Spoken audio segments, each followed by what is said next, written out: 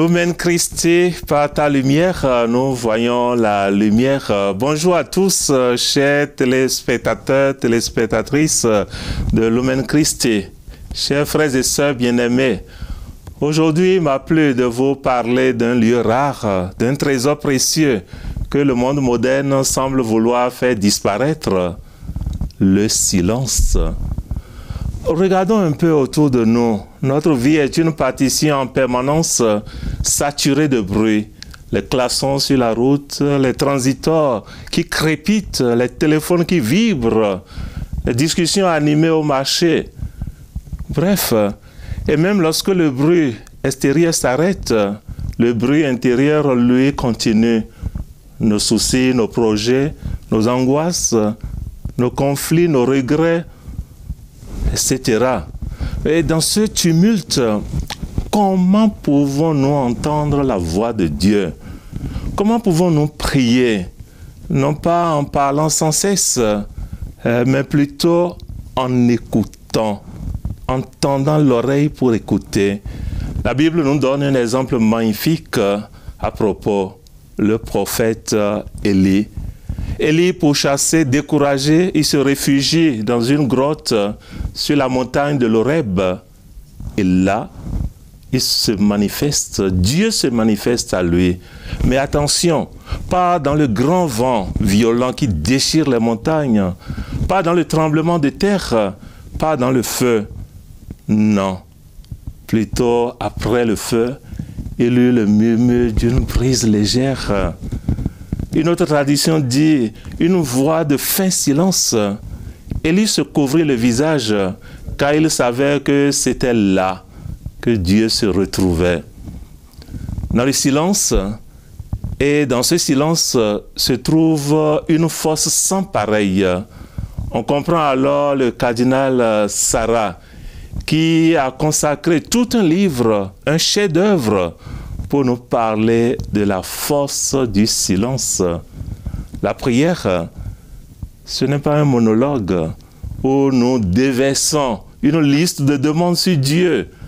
Non, Dieu n'est pas là pour nous servir. C'est nous qui devons servir le Seigneur. C'est avant tout une conversation, la prière. Et dans toute conversation, il y a un temps pour parler, un temps, oui, et le plus important encore, pour écouter. Le silence est ce temps sacré où nous faisons de la place en nous pour accueillir Dieu, pour écouter ce qu'il a, lui, à nous dire. Lui, l'omniscient, lui qui connaît tout, il a toujours quelque chose à nous dire. C'est le seuil, la porte d'entrée vers une relation véritable avec Dieu. Je vous invite, bien-aimés, dans les jours à venir, à cultiver des petits moments de silence intentionnel. Ce n'est pas facile, cela demande un effort. Peut-être 5 minutes le matin avant que la maison ne s'éveille, ou le soir avant de vous coucher. Éteignez la radio, posez votre téléphone, asseyez-vous, simplement en silence.